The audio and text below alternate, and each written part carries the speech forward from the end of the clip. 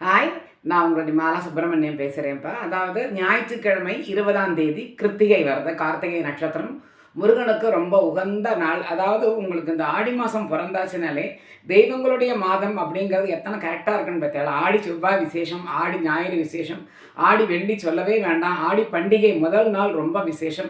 அதே மாதிரி ஆடி கிருத்திகை, ஆடி அமாவாசை, வரலட்சுமி நோன்பு வருது. இந்த மாதிரி வரிசை ஆடி பூரம், ஆடிப்பெருக்கு சொல்லிகிட்டே போகலாம். ஸோ இத்தனை நல்ல காரியங்கள் இந்த வாட்டி 5 வெள்ளிக்கிழமை வருது. நான் ஆல்ரெடி சொல்லியிருந்தேன், 5 வெள்ளிக்கிழமை வருது ஆக்சுவலி ஆடி மாதம் ஃபுல்லாக உங்களுக்கு. ஸோ ஒரு வெள்ளிக்கிழமையிலும் உங்களால் என்ன நல்ல காரியங்கள் பண்ண முடியுமோ அத்தனையும் தயவு பண்ணி பண்ணுங்க.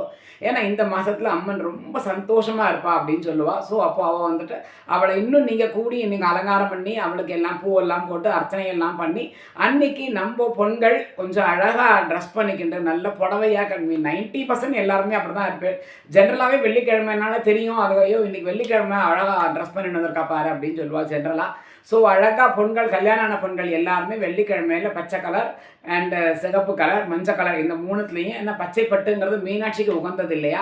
ஸோ இந்த மாதிரி தான் எல்லாரும் புடவை கட்டிக்கிட்டு இதே மாதிரி இந்த 5 வெள்ளிக்கிழமை இன்னும் பிரத்யேகமாக இன்னும் கொஞ்சம் கொடி நன்னா அழகாக பூவெல்லாம் வச்சுக்கிண்டு அதெல்லாம் பண்ணி உங்களால் என்ன நெய்வேத்தியம் பண்ண முடிஞ்சாலும் நீங்கள் பண்ணுங்க. இன்றைக்கி நான் கார்த்தால் பாயசம் வச்சு நெய்வேத்தியம் பண்ணி விளக்கேற்றி எல்லாமே நான் பண்ணிட்டேன். டியூட்டிக்கு போகணும். ஸோ கடற்கடந்து எல்லாத்தையும் பண்ணி முடிச்சுட்டு டியூட்டிக்கு போயிட்டு வந்துட்டோம் நாங்கள்.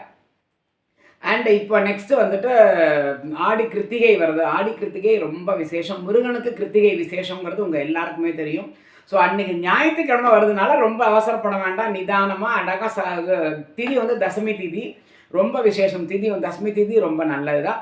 அன்றைக்கி மரண யோகமே கிடையாது, சித்த யோகம் அமிர்த யோகம் தான் இருக்குது. ஸோ அன்றைக்கி ஏதாவது நல்ல காரியங்கள் பண்ணணும்னா நீங்கள் ஏதாவது ஆரம்பிக்கிறதா இருந்தாக்க உங்களுக்கு ஆடி 18ங்கிறது ரொம்ப விசேஷம். ஆடி பெருக்கு அன்னைக்கு நீங்கள் ஆரம்பிச்சீங்கன்னா ரொம்ப நல்லது. வேறு வழி இல்லை, எனக்கு ஏதாவது பண்ணணும் அப்படின்னா நீங்கள் தாராளமாக இந்த நாளையில் பண்ணிக்கலாம். ஏன்னா சிவபெருமானே சொல்லியிருக்காராம், இந்த கிருத்திகை அன்னைக்கு யார் உபவாசம் அதாவது விரதம் இருந்து நன்னா முருகனை வேண்டிக்கிறாளோ அவளுக்கு நான் என்னுடைய தலைமையில் என்ன நல்லது நடக்க முடியுமோ அத்தனை நல்லதையும் நடத்தி கொடுப்பேன். அந்த தேதியில் அவளுக்கு சனி திசை வந்ததுன்னா கண்டிப்பாக அதை நான் அகற்றி விடுவேன் அப்படின்னு சிவபெருமானே சொல்லியிருக்காராம். ஏன்னா அப்பேற்பட்ட நாள் அந்த கிருத்திகை நாள். ஸோ அன்னைக்கு வந்துட்டு பக்கத்தில் முருகன் கோவில் இருந்தால் தயவு பண்ணி போயிட்டு வந்துருங்கோ. அந்த கிருத்திகை நட்சத்திரத்துக்கு முருகனுக்கு விசேஷமான 2-3 ஸ்லோகங்கள் மீது இவங்க எல்லாருக்குமே தெரிஞ்சிருக்கும்.